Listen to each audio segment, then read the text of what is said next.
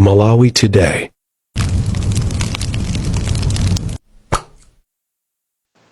Good morning. This is Kamlepo Kaluwa. To begin with, kupeleka mafuna bwino kwa nosa Malawi. Andiso makamaka mene mnavotera Professor Sapita Mtarika that you made a right decision to vote for him to lead us up to 2030. Mulungu okondwa nanu nosa Malawi. Chachiviri nditokoza presidenti posankha elini cabinet and the professional one.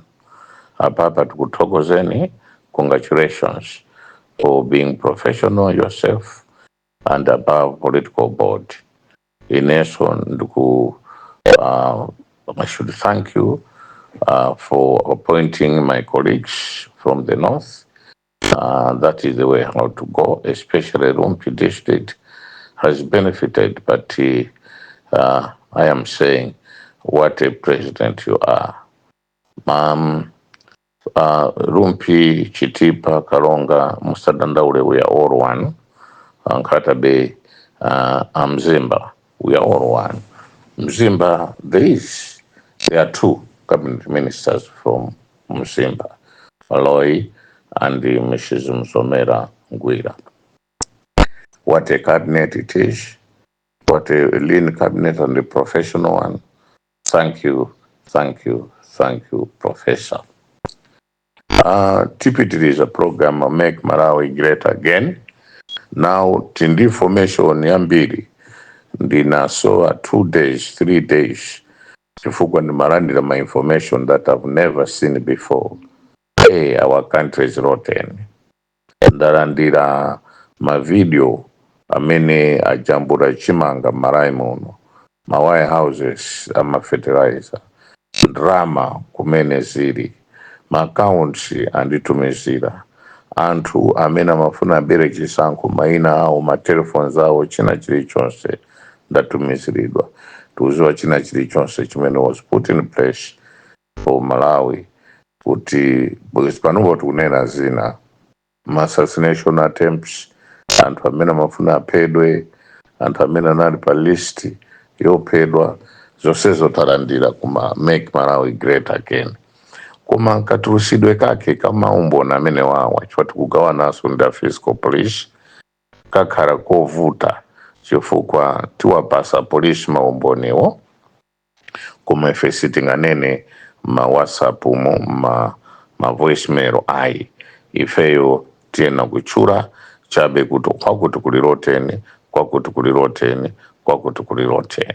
kuma wasati ifeyo tizichura kuti wakutucha ayi.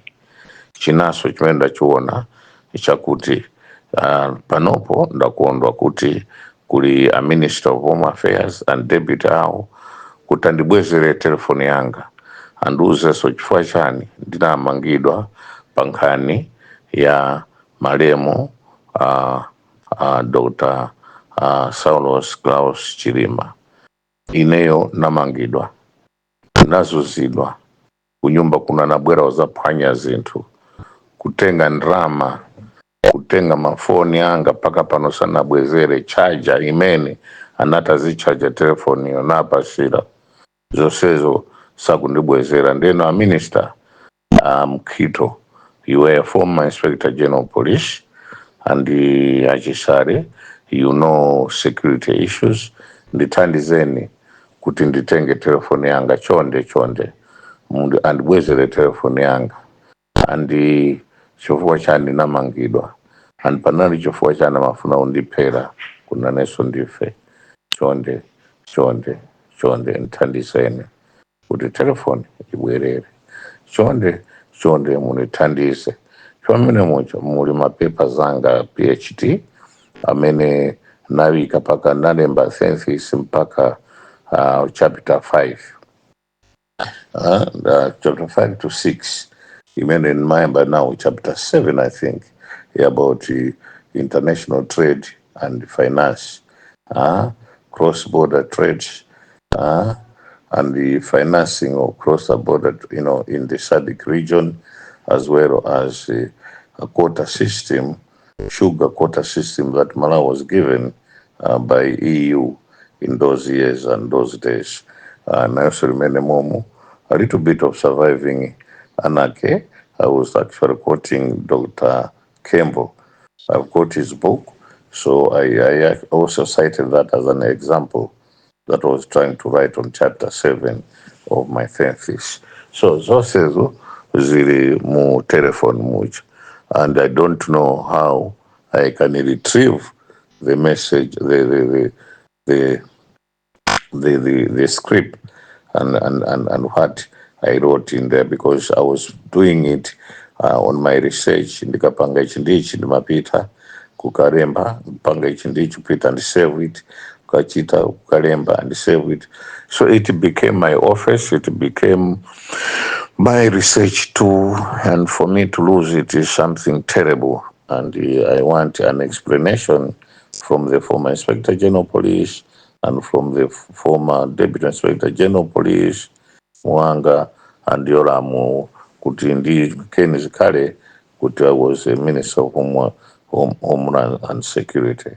And ndiri ku area, ndiri ku Columbus Police, usiku Ken Zikale anabwera ku police ya Columbus. Ndamava manena ndima officers, officers. And I heard one officer to say, we cannot take him out now. There's no way that we can take him, because the relatives were here and we assured them that he are safe. So that conversation, I overheard it. And in the following day, Benny Piri was coming from Georgia in Eastern Europe.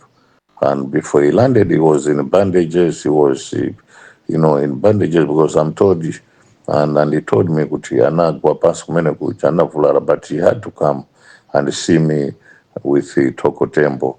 Taimene amachoka kunja kungochita landi ndege, they came to see me. Thank you very much, Ben Piri and the Toko Tembo. Pazimene mnapanga. You showed love. You showed love indeed. Ndeno pali zambiri zautapolisa mafuna kuti nandipere koma mphamvu ya Mulungu ndi moyo. Ine bwezi kulibe panopo bwezi. You are celebrating without some of us, like Chilima. We are celebrating today because Chilima is not there, and Chilima is not there while we are celebrating. Mosiriza, kuvota kumena na vota Malawi is because people are angry. MCP sina chitebwino. People are very angry with MCP. People were very angry with the death of Chilima. People said enough is enough. Now let us maintain that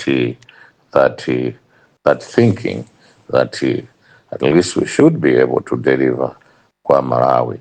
Komaso anthu amene watu, if Malawi make Malawi great again, tufuna anthu amene wawa amangidwe pakali commission of inquiry, chifukwa ndi video imene tukuona kuti one of the people that are arrested today anamugwira Chilima mkosi aukangana ndi Chilima kutafuna mupe. Iyo video imeneyo tinayo, video imeneyo tufuna kuta polisi, you must establish a proper commission of inquiry so that we find out why Chilima was killed, and those people that were killing him were behind this plot. Kuta Pedro Chilima wosewo amangidwe forthwith.